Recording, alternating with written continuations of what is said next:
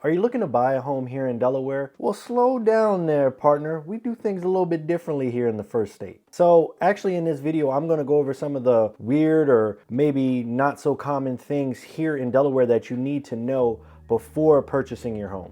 And just with Delaware real estate in general. So you're definitely going to want to stick around to the end because some of these things, well, they may not be as obvious as you think. But what I can promise is after watching this video, you're going to be a lean, mean home buying machine. If you're new to my channel, welcome. My name is Windom, and I help people buy and sell homes here in Delaware. I've lived here my entire life, and on this channel, I talk about what it's like living here in Delaware. And if you're thinking about potentially buying or selling a home here in Delaware, I'd love to have a conversation to see if it made sense for us to potentially work together. So I'll put my info on screen now and again in the description below. So like I said before, I've lived in Delaware all my life. It's all I've ever known. I travel, quite a bit, but again, Delaware is all I've ever known. So during my career, helping people buy and sell homes in Delaware, I kind of forget that some things that are common knowledge to me or things that I find regular may come to a shock or something that other people aren't used to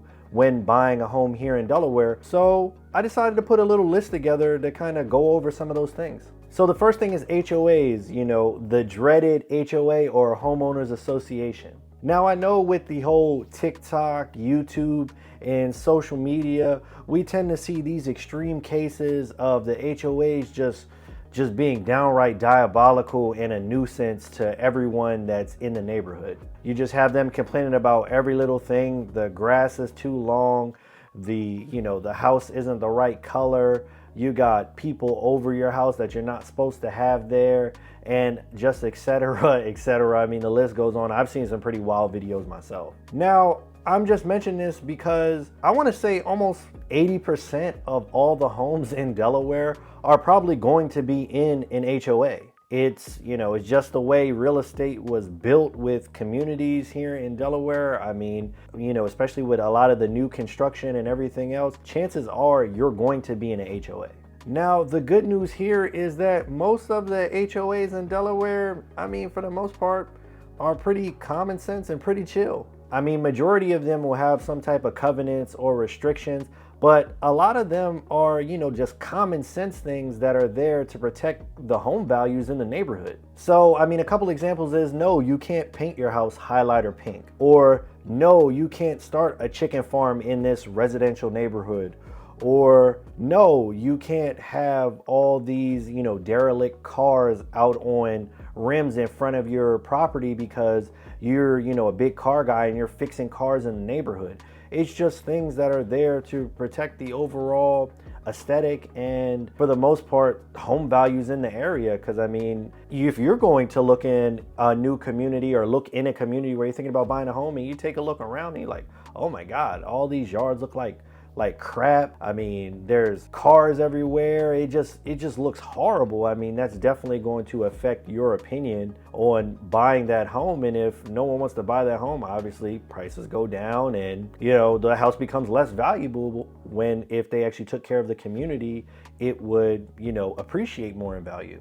Now, not to say that some of these rules are a little dumb.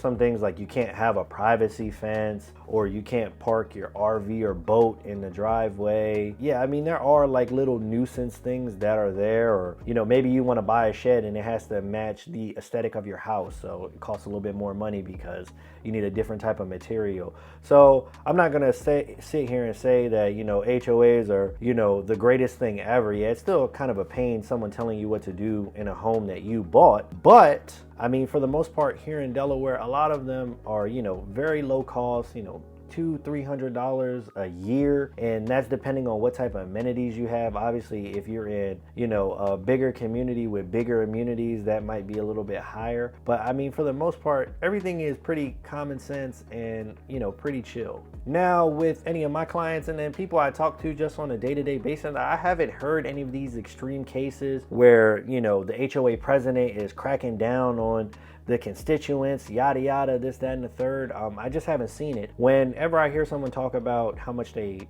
dislike their home or dislike a community or something like that, 9 times out of 10, it's because their neighbors suck. And I mean, obviously you can't control that, but I mean, a bad neighbor is gonna have a lot more of a detriment on your day-to-day lifestyle than a HOA will, especially here in Delaware. But all that being said, I mean, if you absolutely cannot even understand the thought of being in a HOA, there are homes out there for you. Obviously, what you'll see is that in some of these older, more established communities, especially like very old, that the HOA doesn't even exist anymore because, when the developer got rid of it or whoever was doing it, the constituents and the residents of the community just say, you know what, we don't want to deal with this. Let's just not have one. And they just disband it and there is no HOA. But obviously the most common thing that you'll see is that if you have a standalone home, like on a plot of land by yourself and you're not in a subdivision or some sort of community, then you're not going to have a HOA because, you own the land and you're not subject to, the covenants of a subdivision or a community. So that is another option. So it's just something to keep in mind. Most of the time you're probably going to be an HOA, but if you're one of those people that know like, hey, I'm going to have boats and, sheds and chickens and goats and whatever, there are opportunities out there for you. But more than likely it's going to be more so south, so in places like Kent or Sussex County towards the the southern half of the state, just because the land is more abundant out there. So there's more of a chance that you just have a parcel on your own instead of in a community or subdivision. So this next one is well and septic, and this tends to catch a lot of people off guard, especially my people who lived in bigger cities or live in a city. Now, a lot of people come to Delaware or want to buy a house with a decent amount of land, and that's definitely, something that's obtainable here in Delaware because we do have that, in the more southern part or even in some of the northern parts. But we do have, some land because we're not as developed as some of the other places. We're getting there, but it's definitely a reality. But one thing people need to know is that if you're looking for a bigger lot or a bigger land here in Delaware, once you get to about a half an acre, the chances are that you're no longer going to be on public sewer and public water. You're going to have a septic system and a well for your water. So a lot of people, want that big piece of land, but they don't understand what that entails. So now you may be wondering, like, Brandon, what in the world is a septic system? Or, what's a well? So, in a nutshell, a septic system is just a wastewater, where your wastewater would go, and you actually have that treatment there on your land. So it's held usually in a tank, it's usually buried in the ground, and all your wastewater goes there, and that's treated right there on your property. It's basically where all the doo-doo goes. And for a well, they dig a hole and that's where your water comes from.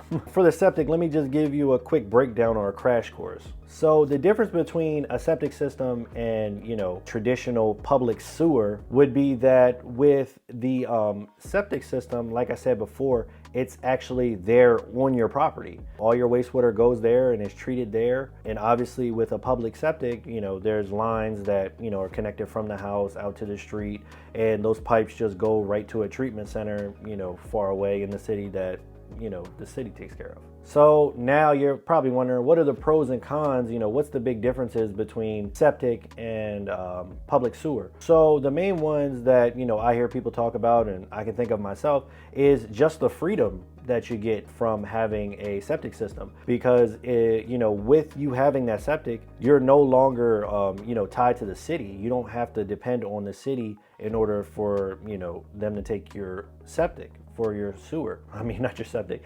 You don't have to worry about the sewer, and because of that you can live rurally or on a bigger lot because you don't have to be tied to the city's actual piping and everything like that. So you can, if there's a lot that's suitable for a home, you can be there. The second thing is probably going to be the overall cost savings. Obviously, because you're not with the city and the city doesn't take care of that, you don't have a sewer bill any longer. Now, some of the cons are going to be, obviously, it's there, it's yours, so it has to be maintenance. Now, with these septic systems, they usually recommend you get them pumped out, anywhere from every 3 to 5 years. And And it's not too bad. Usually it's about 500 bucks or so, give or take. The other thing is that they actually do need space to get put there. So there's going to be a spot in your lot where that actual tank is and the drain field and everything else. And you're not going to be able to actually, use that space. I mean, you can run on it or play on it, whatever, but you're not going to be able to actually put a paver patio or drive over it or put a shed over top of it, because you're going to need access to that. And then obviously you don't want that type of weight on that tank, so it doesn't break or anything.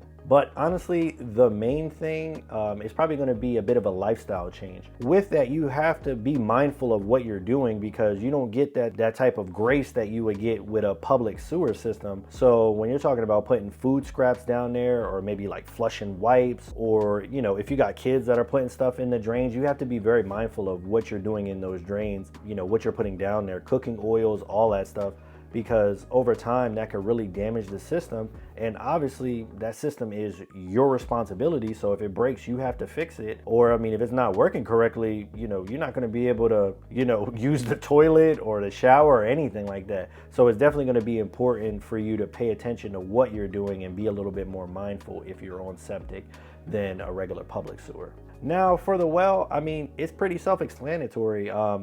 They drill a hole in the ground, they hit water, and then they have a pump, and the pump pumps the water to the house. Again, some of the quick pros and cons of well water against public water is kind of going to be the same as a septic. For that as well, like you said, you're not tied to the city, like I said before. So you're not going to have a water bill. You're self-sustaining out there. So, if you want to use a ton of water, as long as the water is there, you can use it. You're not going to have to worry about, any extravagant water bills. Now, this is one that I haven't experienced myself, but I hear a lot of people say this that are on well water, is that it tastes better. Like the water tastes fresher because it doesn't have all those chemicals that you would see with the chemical treatment, with the water treatment centers on public water, the fluorides, the chlorines, all that other stuff. That's another plus. Like I said, I've never tasted well water. I don't know, maybe I haven't, I just don't know. But that's one of the things I hear people that are on well saying, that the water tastes, fresher. Some of the cons, the biggest one is obviously that pump, you have a pump that pumps the water to the home, and that pump runs on electricity. So if the power's out, you're not going to be able to get water to your home. And if the power's out, you're definitely going to want water. The other con is that with public water, it's constantly tested. There's certain EPA standards that have to be met, and you don't have to worry about any of that. But with a well, obviously you're going to have to be the one to test that water and make sure that water is up to par, because you're using this water to drink, cook, and shower. So that's something you're definitely going to want to keep an eye on. So the next one is going to be new construction and development. So guys, the secret about Delaware is out. I'm just sorry to say it. Between, all the attention from Joe Biden bringing the president and being from here, as well as us just being named the #1 place to retire in the US, people know about Delaware now. It's popping here. So that being said, there is a lot of people, companies, developers taking notice of Delaware. So there is a ton of, new construction, investors, flippers, developers. They're all out here, and they're, creating new homes, new experiences, new everything here in Delaware. Now, you may be saying, Brandon, so what? I just want to bring this up because there is so much new development, especially with these new construction communities and even like these investors and flippers and everyone. You just have to be more vigilant about the home you potentially want to purchase. You got to keep an eye on this because, between some of these new construction builders, as well as some of these investors, all they care about is their bottom line. So sometimes they cut corners, and you need to be making sure that you're doing your due diligence as far as, not waiving these home inspections, getting these home inspections, asking these builders, or even if you can talk to, if it's an investor or something, what type of building materials are they using? What type of products are these? So you can get all this information. But again, that's what I'm here for. So I'm gonna make sure I get all that and, give it back to you so that we make sure that we're dealing with top of the line things, and we put you in, a good home. Now, another reason why I mention this is that a lot of people tend to, kind of go towards that new construction, especially if they're retiring here or moving here. They don't want to deal with, someone else's problem. They just want a brand new house. And if that's the case, if you're one of those people, I mean, just to be honest, new construction is very, very sparse in, Newcastle County and those bigger cities like Newark, Wilmington, Bear. So if you're looking for new construction, chances are you're going to have to be, more so south of Middletown. So Middletown has a ton, and then you'll see it going south like into Smyrna, Dover, Camden, Felton, especially down by the beaches everywhere. So the more further south you get, the more opportunities you're going to have for new construction, just because there's so much more land out here. The cost is a little bit cheaper, so developers want to get out here. There just isn't much land in Newcastle County. There's a lot of, businesses and everything else, and a lot of people up there. So a lot of times, looking for new construction, you're going to be looking more so in the southern part of the state, probably close to the middle to the southern part of the state. Another reason I mention this is you just want to keep this in mind, depending on what type of lifestyle you're looking for actually here in Delaware. If you're going into one of these places that you're like, oh man, this place is real low key, it's real quiet, there's no one around, and that's the type of lifestyle you want to live, you definitely want to keep that in mind, because with all the development and everything going on in Delaware, you might just want to do some extra research, because, depending on if you're coming into one of these up and coming areas, that quiet, peaceful, rural area that you long for, 5-10 years down the road, it may not be like that. So it's just something to keep in mind, because we are growing rapidly here in Delaware. So another thing is Delaware's fast. We may be small, but we are definitely fast, at least when it comes to our transactions. We are trying to get them in and out. So for usual existing homes here in Delaware, when purchasing a home, the average days to get a transaction done is usually anywhere from like 35 to 45 days. I mean, if you're talking cash, it can be even sooner, 14 days. Just depends on how quick you can, get proof of funds and get the title work done. So depending on if you're in Delaware or if you're coming from somewhere else, this may seem standard. But I know for our neighbors here in New York, they're probably like, whoa, that's fast. I know from experience, those transactions in New York take way longer than they do here in Delaware. And that's just something to keep in mind if you live in another state where your transactions are a little bit longer than ours, especially if you have to sell a home or anything like that, just to line that up, because that's definitely something they're going to take into consideration if, you're buying a resale home and say, hey, well, I got to put my house up, and, our average days here is anywhere from 60 to 90. So that's definitely something you want to keep in mind. And I mean, if you don't have to sell a house or just trying to get your timeline together, it's definitely something good to know, because, in elsewhere, that might take a lot longer. So if it's something that you're not used to, here in Delaware, like I said, we're moving, very rapidly. Everything is fast here in Delaware. 30 to 45 days is our, usual transaction. So the next one, Delaware is small but big. Now, I know this doesn't make much sense, but it does to me. I mean, Delaware is only 96 miles long, right? So I hear people ask me all the time when they say, hey, I want to be close to things. I want to be, close and have stuff to do. Well, you are. We're only 96 miles long. Everything is, just a stone's throw away for the most part, anywhere from 30 to 45 minutes. But again, it just depends on where you're from. I help people from New York and certain parts of New Jersey a lot, and they're used to just being able to come out of their house and, walk down the street, maybe to a bodega or the grocery store, and have everything within a, 2-block radius of themselves. So here in Delaware, that's not the case. 9 times out of 10, you're probably going to have to hop in your car in order to get your errands done, or, run to the store real quick. Now, it's not to say that we don't have walkable places, in some of our other cities like Newark, Wilmington, even some parts of Middletown are kind of walkable, but I mean, it's really rural out there. But definitely down by the beaches, Lewis, Rehoboth, Dewey, all of those areas are a lot more walkable. But, overarching the entire state of Delaware, chances are you're probably going to have to get in your car and drive somewhere in order to get to where you're going. But the good news is, and I swear I'm not exaggerating when I'm saying this, but there's some type of weird phenomena that you just have to experience, actually being here in Delaware.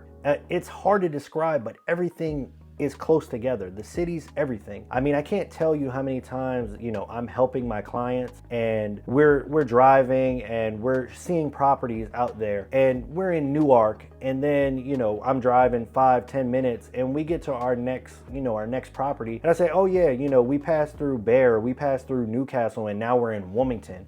And the people look at me like, what? We were only driving for 10 minutes. But yeah, it's very common to just be driving or going anywhere in Delaware, and I mean, you blink and it's like, bam, you know, you were in Middletown, now you're in Smyrna. Or now you're, you know, you're in Smyrna, and then you blink again and you're in Dover or Magnolia or Felton. So, I mean, it's just something to keep in mind. I know people say they want to be close to everything or they want to be close to things, but you know, everything is just, like, again, just a stone's throw away. So just keep that in mind. So if you're looking for a specific city, you may just want to expand your, you know, your zone a bit, because, you know, say you want to be in Newark, you may want to look at Bear, or if you're thinking about Middletown, you may want to look at places like Smyrna or something like that, that are only maybe 10 or 15 minutes away, but you're still close to there and you're still able to enjoy all those amenities, but you may be able to get a better deal to just look a little bit outside of that area, because I mean, it's not that long. And when we're speaking about deals, you're definitely not going to want to miss this brand new construction community that I showcased here in Magnolia, and I'll put that video right here.